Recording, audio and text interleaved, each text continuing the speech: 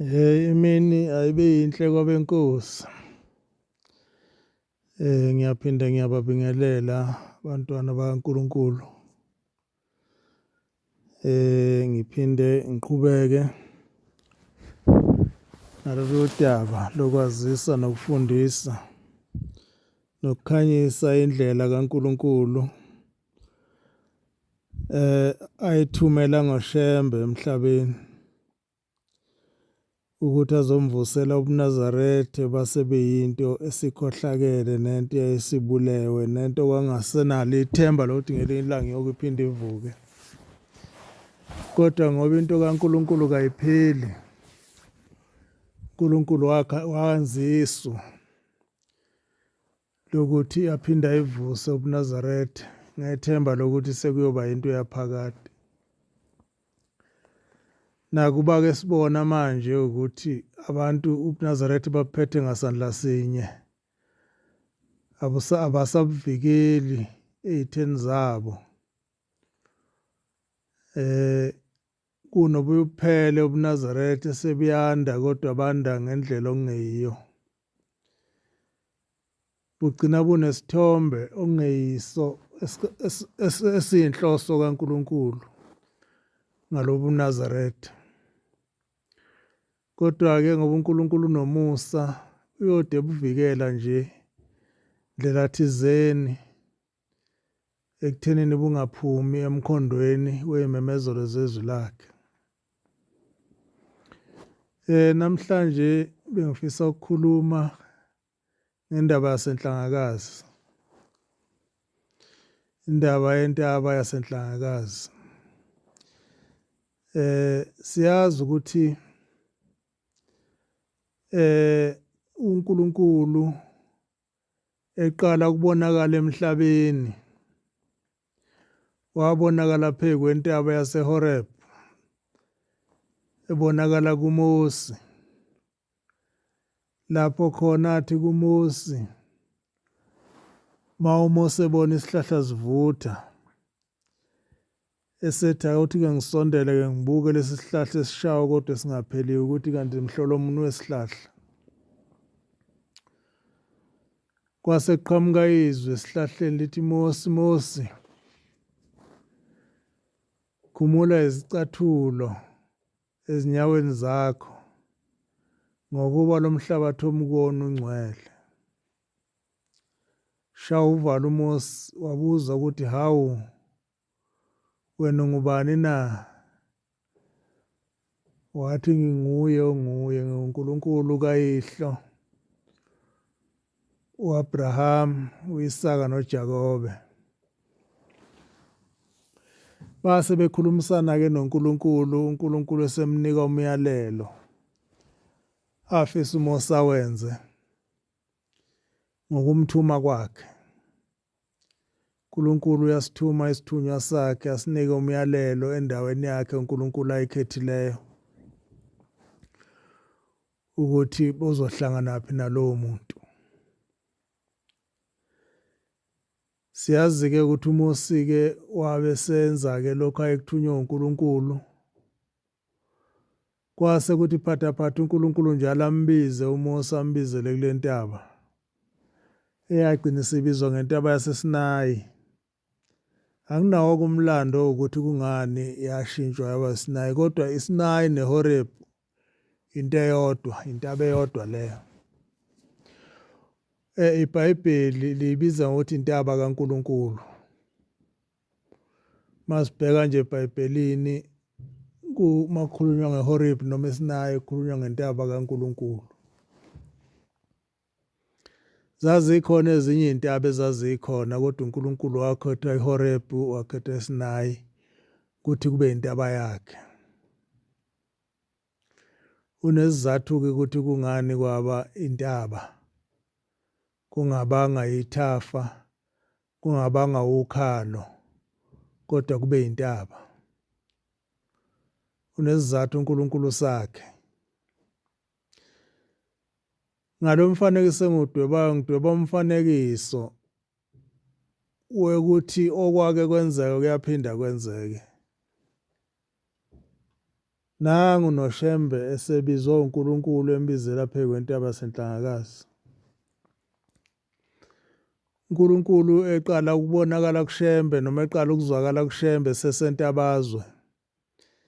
Embizela ukuthi akaphenduke ngoba ufisa ukumsebenzisa, akaphenduke abe ngcwele. Engabe sazenza izinto zalelizwe ngendlela yalelizwe, kodwa usiyozenza njengalokhu ayokuyalelwa uNkulunkulu.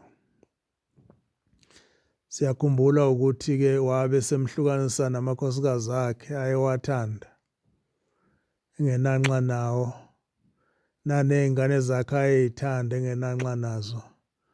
Kodwa kwadinga ukuthi ayishiye aye endaweni lapho abizelwa khona uNkulunkulu, embizelwa endaweni yaseNatali, esuka endaweni yase-Orange Free State.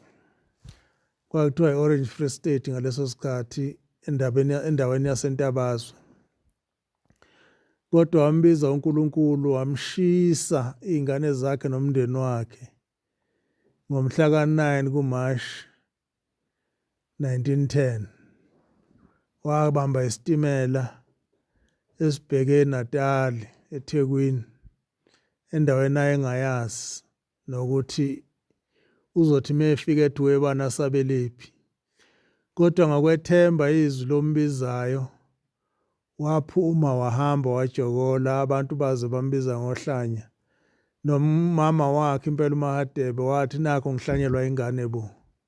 Ishiya iy'ngane, ishiya abafazi bengenamuntu, ngoba phela nje wayesebenza eplazini nje kwakusho ukuthi sekufanele basuke la eplazini ngoba akusekho umuntu ozosebenza eplazini iy'ngane zayisencane. Mefika-ke la eNatali ubamkhulu eqala-ke ekhuluma le ndaba kaNkulunkulu, wagcina seba ney'hlobo ey'khona phakathi kwabantu ayekhuluma nabo.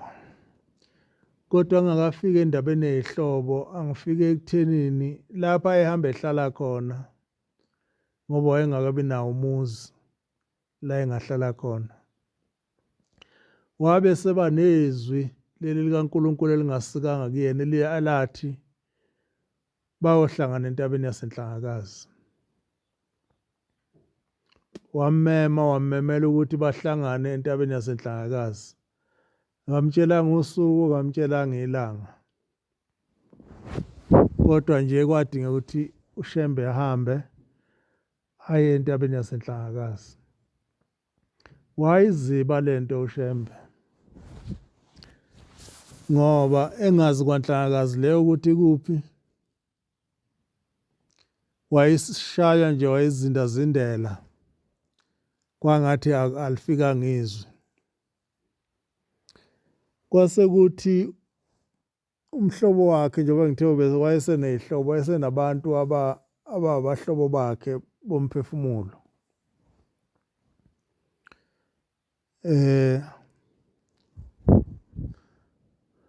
Wabe seba nendoda, ngicabanga ukuthi uDambuza Mbonambi, eyabe simcela ukuthi ahambe ayoyikhongela ngapha kwaMaphumulo, eyokhongela umfana wakhe u-Ezra Mbonambi. Wahamba-ke ubamkhulu phela uyokhongela umhlobo wakhe.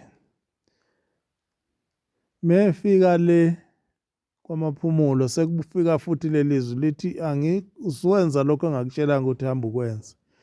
Ngithe kuwena ngifuna siyohlangana eNhlangakazi, hhayi lezi zinto sohamba uzenza manje. MaUShembe buza kulaba bantu bala kulelizwe ukuthi bayazi iNhlangakazi ukuthi kuphi. Kwaqhamuka Mveluvelayo wathi cha, uyayazi iNhlangakazi, intaba engapha eNdwedwe. Kodwa iy'ntaba eyingozi kakhulu ngoba iney'lwane zasendle eziyingozi. Kunezingwe, kunezilwane nje ey'thizeni ey'hlala khona entabeni ngoba iy'ntaba yesabekayo. kwamshayisa ngovalo lento uShembe wathi awu, uthi kodwa leli zwe lingibizayo yile likaNkulunkulu uma lingibizele endaweni eney'lwane na? Yini lingangibizela ezweni lakithi entabazwe ngoba kuney'ntaba esibiza ngamagama, enye yazo intabazwe. Lapho ebengingaya khona sihlangane khona noNkulunkulu. Yini awungibizele endaweni eyingozi? Hhayi, wathatha isinqumo sokuthi cha, uzoya entabaza afike atshele uNkulunkulu esekhona ukuthi cha, nakho la engikhona, woza sikhulume. Wathatha ngempela isitimela esibheke entabazwe. Okwathi se-Hillcrest kwaBhoda savele sama lesitimela sangabe sisahamba.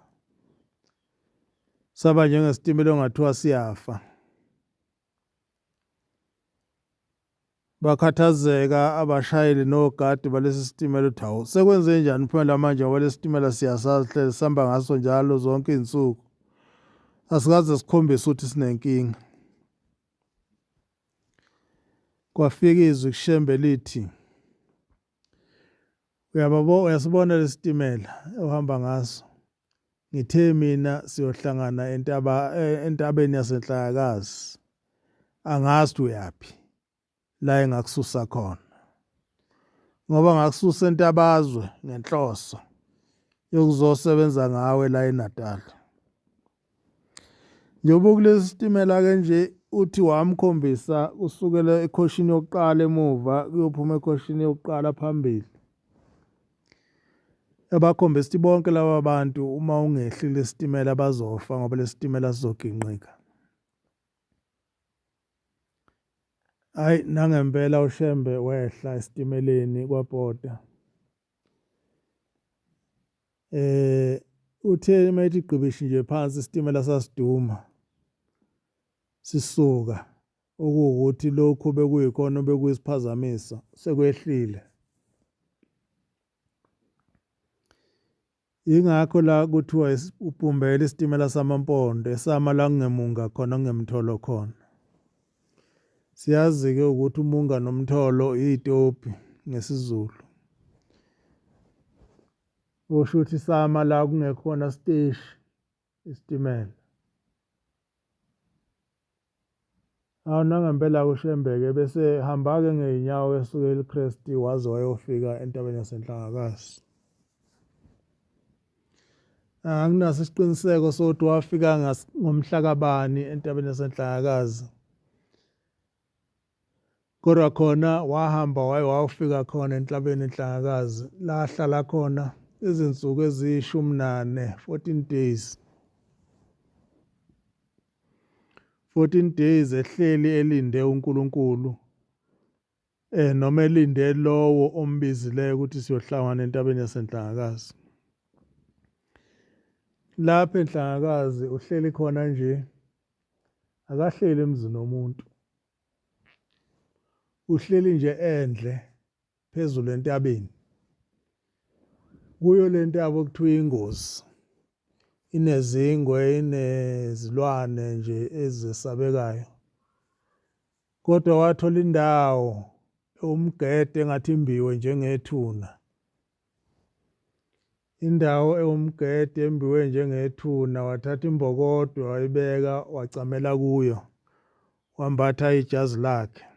Wayengenalutho olunye lwembede, ngisho ukudla ekuphethe. Wayephethe ukhothi ngeshumbu. Wahlala kule ntaba. Waze waphelelwa amanzi. Wehla wayofuna amanzi emthonjeni. Mabembona abantu lo muntu ohleli lapha entabeni yedwa, baqala bakhathazeka abantu bendawo ukuthi lo muntu ohleli entabeni lapha okudla khona izimbuzi zethu uyisima kanjani ngoba lowo muntu ushuthi uye uzogcina edla izimbuzi zethu. Hayi, bamkhandela uzungu lokuthi-ke bazomzingela bambambe. Babethi mabephumile nezinja beyomzingela, ziyaloze izinja zizefike zime phezu komgede la alele khona, kodwa zingamuzwa. zingamuzi izinja kodwa zifike zime phezu komgede la zihambe iphindele emuva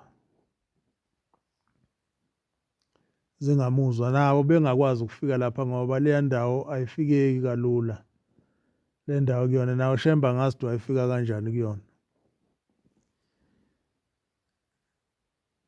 Kwathi-ke ngelinye ilanga iyokha amanzi bathi bazomvimba-ke ngesikhathi eyokha amanzi nangempela bamvimba eyokha amanzi lapha bamkaka basho ukumshaya kwakhuzwa wakhuzayo kodwa omunye wabo washaya ishumbu lakhe lalinamanzi lachitheka amanzi eshumbini leli lidonolinokhodi base bevumelana ukuthi hhayi no abamthathe bamse enduneni yendawo kwakunenduna okhuzwayo eyikhona lapha endaweni bamthathe ngempela bamse khona bafike bemmangalele la enduneni nangu lo muntu simbambele udla imbuzi zethu la entabeni. Awu mayembuza induna ukuthi awu ndoda udla imbuzi zabantu na athi uShembe cha akadla imbuzi zabantu yena ubizwe uNkulunkulu ukuthi bazohlangana entabeni yaseNhlangakazi. Maye babuza induna laba bantu ukhona phakathi kwenu olahlekelwe imbuzi thola ukuthi akho umuntu olahlekelwe imbuzi kodwa nje bamsola. Excuse me nomkhuhlanyana kodwa bayamsola nje njengomuntu ohleli entabeni into abangayazi ukuthi nganomuntu nje ovele ezohlala entabeni. Wahlala-ke uShembe kule ntaba yasithi induna cha muntu wenkosi angikwazi ukukudedela angikwazi ukukuba ugcina la ngoba mhleze lo nkulunkulu okubizile wakubizela entabeni uzofika ungekho ebese mina ngithola isijeziso salokho cha angikudedele uhambe umuntu wenkosi. Awu bese ekhala ngokuthi amanzi ebewaphethe bawachithile laba bantu ebebemlokuza nayo wayesecela amanzi la kulo muzi sekusukuma umama wakhona-ke eyomfunela amanzi mebuya namanzi siyabuza ukuthi awunayithuma na bapha abantwana. Awu thola ukuthi kulo muzi lo abekho abantwana kuhleli nje umama nobaba wakhona abanazo iy'ngane. Hhayi wayesebabusisa-ke uShembe ukuthi bazobathola abantwana wayesehamba-ke ephindela entabeni yeNhlangakazi nangempela lowo mndeni lo wakuzwayo bazalwa abantu. Ngizwa kuthiwa nje inkosazane yakhona yokuqala eyatholakalayo yaba yisistela lapha eMantobelo enkonzweni yamaRoma kodwa-ke bazalwa nje babaningi abantwana kulowo muzi ongenamuntu. Ahlale-ke uShembe la entabeni yaseNhlangakazi kuze kuphele lo 14 days. Kwathi ngosuku luka-14 okuthiwa umhla ka-14 kuJanuwari kwabe sekufika excuse me kwabe sekufika imimoya eminingi eyayithi kuShembe iyona eze kuyena ngaphambi kokushaya umhla ka-14 ngiyaphazama.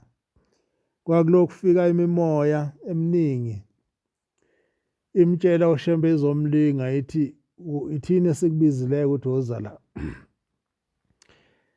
Eminye kufika izinhlwathi zithi ithini esikubizileyo. Kufika imoya yezingwe zithi ithi esikubizileyo yathi uShembe cha angizile kunina ngiyamazi ongibizileyo.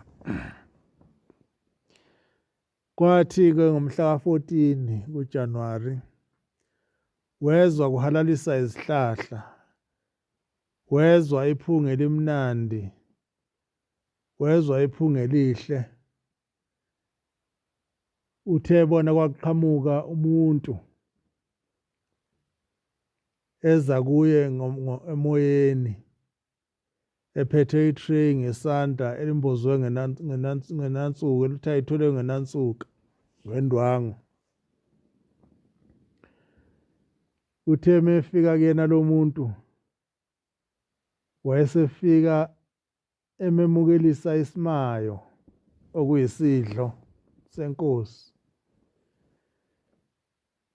Wabe lo muntu esemyalela yonke imiyalelo yemthetho okufanele ayigcine nemiyalelo yemthetho yobuNazaretha.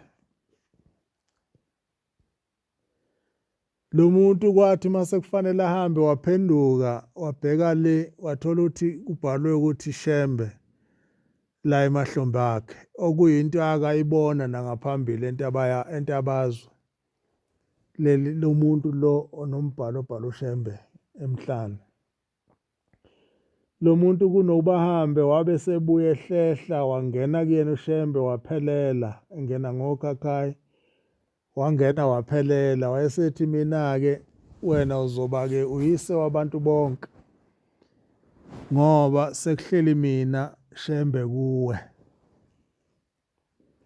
Lo Shembe lo esithi uShembe kamoya wamthola enhlangakazi babamkhulu. Wangena kuye ngomhla ka-14 kuJanuwari la ko-1913 kulapho kuleyo mnyaka.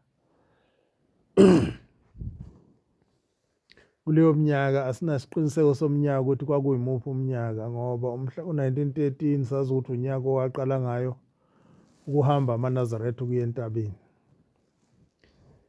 Kodwa-ke engifuna ukusho ukuthi kwathi uma uShembe sehla lapho wabe sehalaliselwa nawutshani. Ingakho athi ngakhuphuka ngumntaka Nhliziyo ngehla senguyise wabo bonke abantu ngoba wehla esewuShembe oziqimbile. Kukhona uShembe wenyama Isaya, kukhona uShembe kamoya uNkulunkulu. So-ke wabe seqala-ke uShembe sekhuluma le ndaba yobuNazaretha njengalokhu abeyalelwe entabeni yasenhlangakazi. Babe sebenza isifungo noNkulunkulu ukuthi njalo ngaleli langa likaJanuwari uzokhuphuka bazohlangana futhi entabeni yasenhlangakazi bezovuselela lobu budlelwane babo esebebenzile ukuthi njalo ngoJanuwari bazophinda bazohlangana. NgoJanuwari bazophinda bazohlangana la entabeni bezovuselelana ngemithetho nangemiyalo yobuNazaretha. uShembe wakhuphuka kanye mangaphosisi ehamba yedwa. Kwathi okulandelayo wayesecela ukuthi ubecela nabantu asebashumayezile nabo beze bezobona uNkulunkulu. Ngaphambilini babe bemphelezele bafike basale eHomisi, khona indawo okuthiwa iseHomisi, umuzi kaShembe okuthiwa iseHomisi. Bafike basale khona ibandla bese wela yedwa entabeni enhlangakazi uyobuya futhi ahlangane nabo khona ebese bephindele emuva laba besuka khona.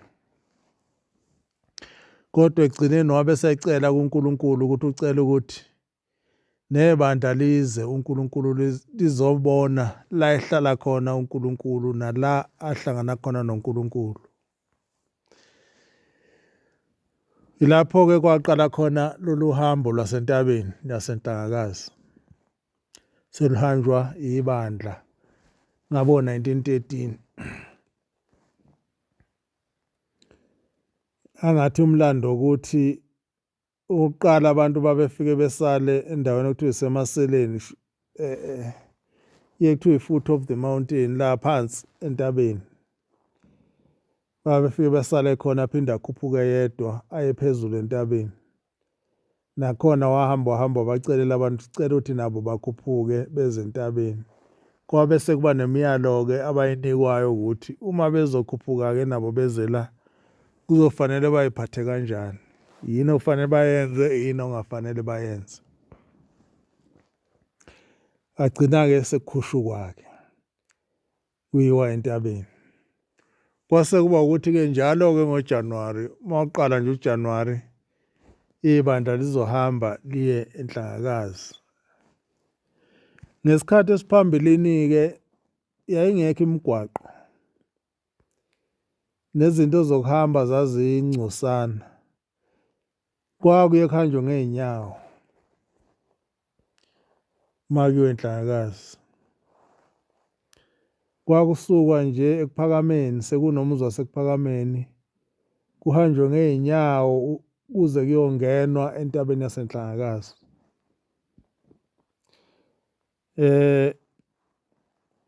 Ngesiqiniseko sokuthi lokho kwakwenziwa ukuthi yayingekho i-transport, kanti futhi nebandla lalintula, lalingenazo izinto zokuhamba, lalingenazo iy'moto, lingenawo ama-transport nje angalithatha aze libeke eNhlangakazi.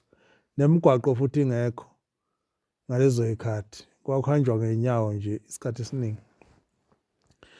So-ke ingakho-ke uyubone amaNazaretha ehamba ngey'nyawo esuka la esuka khona eziyongena entabeni zeNhlangakazi. Hhayi ngoba kungekho transport njengamanje, kodwa kusuke kugubha ukukhumbula ukuthi ubabamkhulu wahamba ngey'nyawo esuka eKuphakameni eziyongena eNhlangakazi, engaze ayigibela imoto ngoba zazingekho.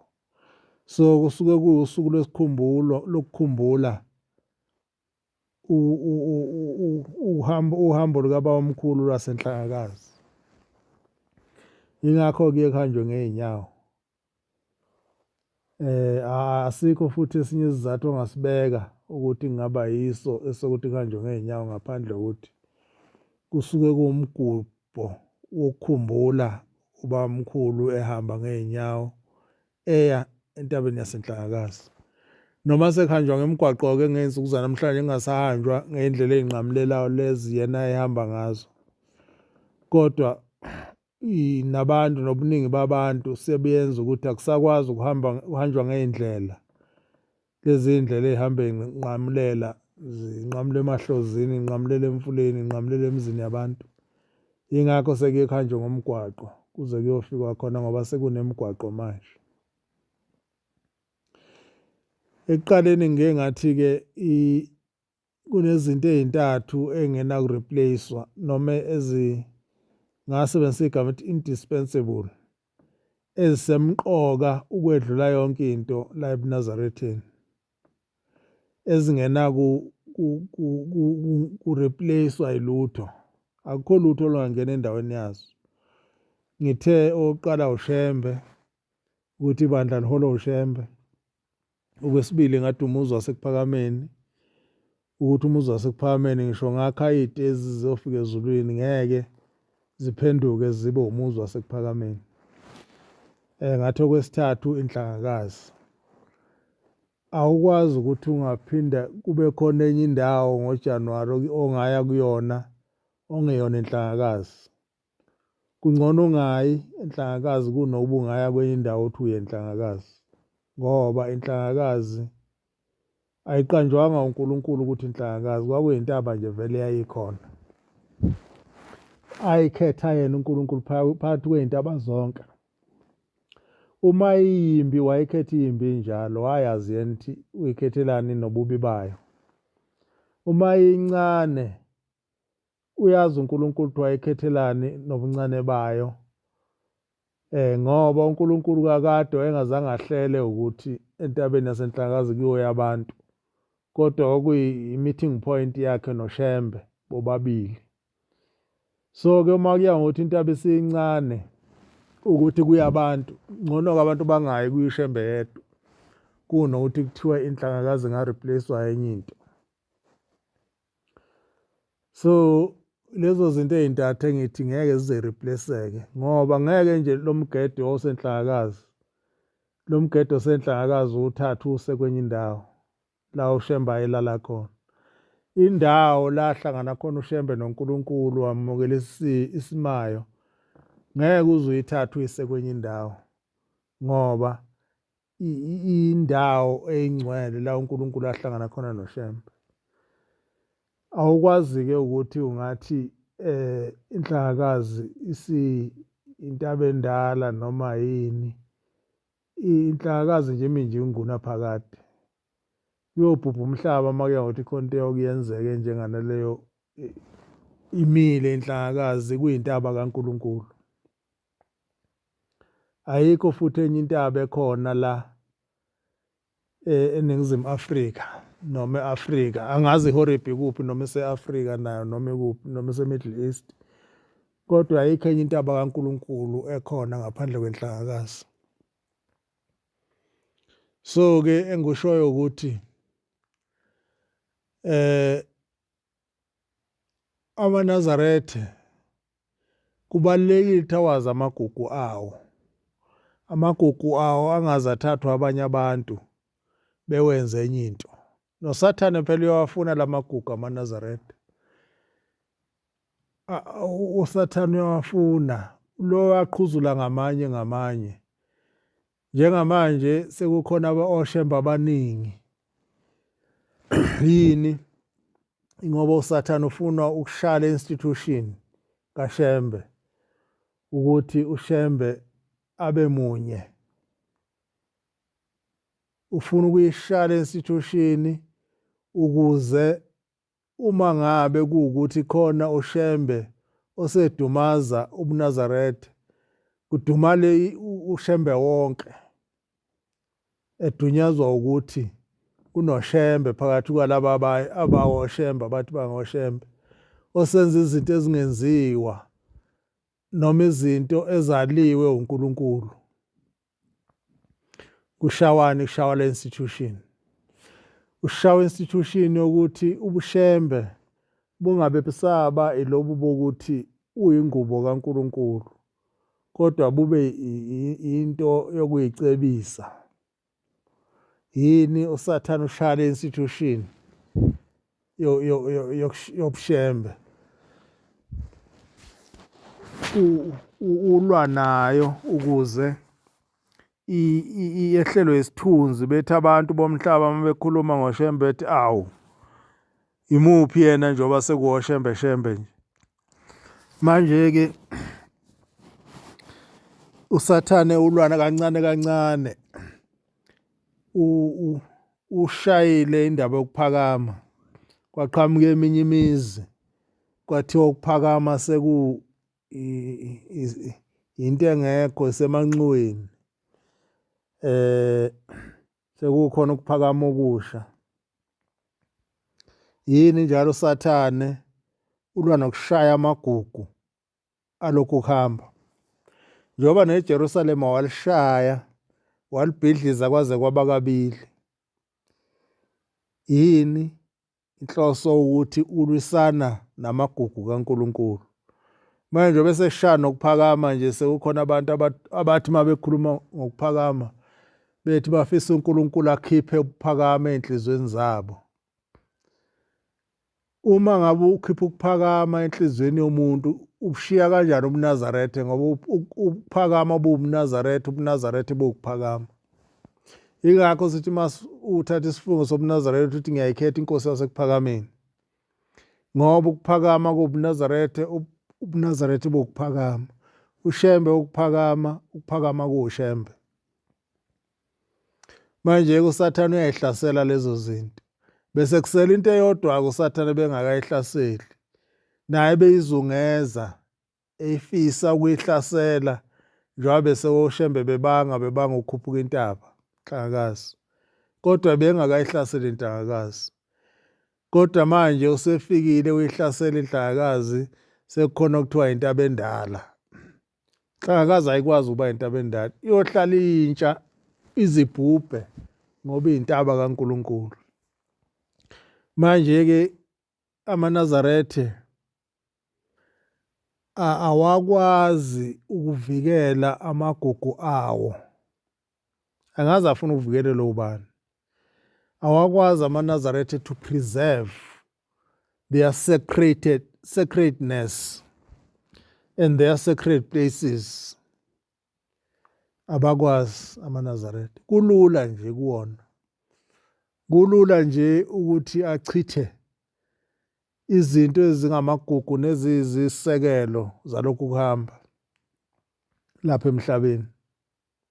Awukwazi ukuhamba lapha emhlabeni ungakhulumi ngokuphakama. Ungethi mawubuzwa ukuthi usontaphi uthi ngisonto ekuphakameni. Thina sikhule ukuthi singaba sekuphakameni. Kuze manje singaba sekuphakameni. Ngoba ukuphakama kuyithi nathi sekuphakama. Asikwazi okunye. Sikuphakama, ukuphakama kuyithi. So uma ngabe kuthiwa khona izinto ngomhla kuphela siyophendula ngazo, kuyofanele siphendule ngokudedela uSathane alwise lama-institutions amathathu engithe mina ayizinsika, ayizinto izimakade zalokhu kuhamba kwaseNazaretha. Kuyofanele ngelinye ilanga siphendule phambi komnikazi ukuthi savumelana ngoba sasitshelwa.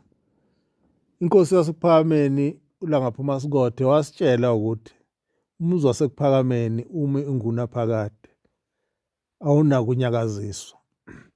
Nakuba wawuncipha umhlangano nomhlangano uba mncane, kodwa lokho kwakungeniki into igunya lokuthi ngathiwa umuzi waseKuphakameni uyachithwa, awuselutho, usubizwa ngamagama. Akwazi ngisho inyanga yezulu impela umuzi waseKuphakameni ayikaze ufela amathe. Ayikaze ufela amathe. Ingakho yathi mayakhe umuzi wasebuhleni yathi ubuhle bokuphakama. Ayishongo ukuthi i-replace ukuphakama. So engisholo ukuthi ke njengoba nje uJanuwari sikhumbula indaba yaseNhlanhakazi, asikazi ukuyikhumbulela kwenye indawo ngaphandle kwaseNhlanhakazi. Ngisho ngathiwa kuvela oTafelkopho, angazi oTafelkopho wase-Cape Town banjani, noma njengoba beyamagugu nje ase-Cape Town kuyiwe khona kuthiwa kuyiwe Table Mountain, ayisoze kodwa yavala ukuphakama, nothi ukuphakama inhlangakazi, ngoba inhlangakazi intaba kaNkulunkulu ayikhethela yona. Ingakho sithi masihlawula sithi noma siye entabeni yasenhlangakazi wasikhethela yona.